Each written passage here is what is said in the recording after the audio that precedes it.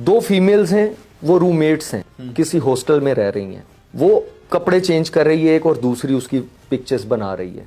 Alright, ये भी report हो चुका।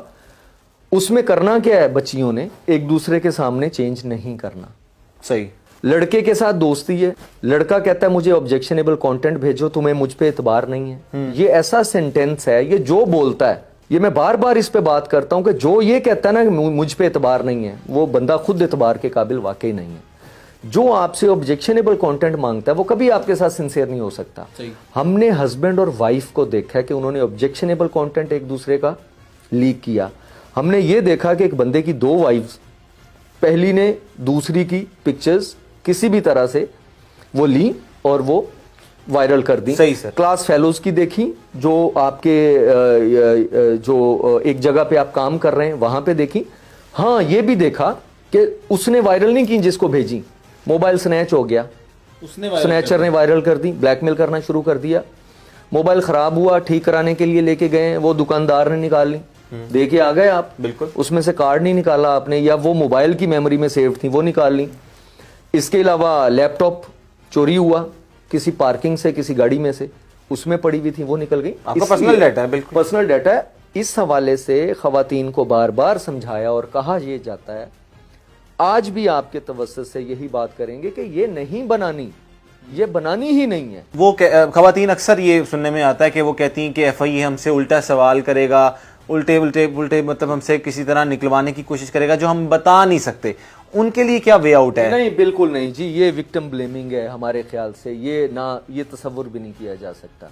और मैं आपको बताऊं, जो ये मुख्तलिफ जिस तरह से ऑफिसर्स आते हैं इस वक्त हमारे, जो ऊपर से डीजी साहब से एडीजी साहब हैं, डायरेक्टर साहब हैं, एडिशनल डायरेक्टर हैं, नीचे टीम है, ये स्ट्रॉन्ग डायरेक्शंस हैं कि इस तरह का सवाल कोई नहीं करेगा और करते भी नहीं है। हो सकता है इससे पहले को दो चार चांसेस हमें नजर आए, बिल्कुल इंसान है कि बिठा के आप उनको इखलाकियात का दर्स बाद में दे दें, पहले उसको पकड़ें जो उनको ब्लैकमेल कर रहा है। अगर ये इखलाकियात के दर्स हम पहले देना शुरू कर दें, वो बेचारी कहाँ जाएगी, वो तो मर जाएगी। तो ये चीजें हमें डायरेक्शंस हैं और हमें खुद भी पता है, ना भी डायरेक्शंस हो, जो तहजीब और इखलाकी बिल्कुल तरीकेकार से लेके चलते हैं चीजों को, और किसी बच्ची से, किसी खातून का कसूर नहीं निकाला। और सर वो किस तरह कांटेक्ट कर सकते हैं आपसे? बड़ा इजी है जी, साइबर क्राइम विंग के ऑफिसेज हैं, 15 ऑफिसेज हैं पाकिस्तान के अंदर। गूगल करें, आपको पता चल जाएगा कहाँ पे किस तरह से आप इन पर्सन जाके कर सकते हैं।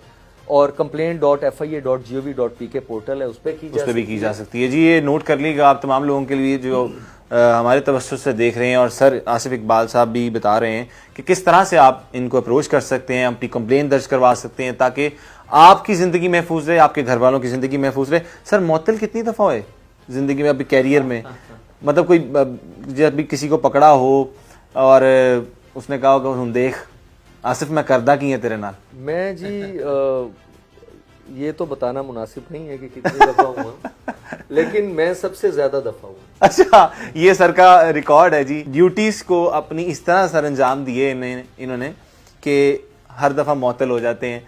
तो सर अब थकते नहीं कि यार थक गए, मुअत्तल हो गए, लेकिन काम करना है अभी भी, आप यही कहते हैं?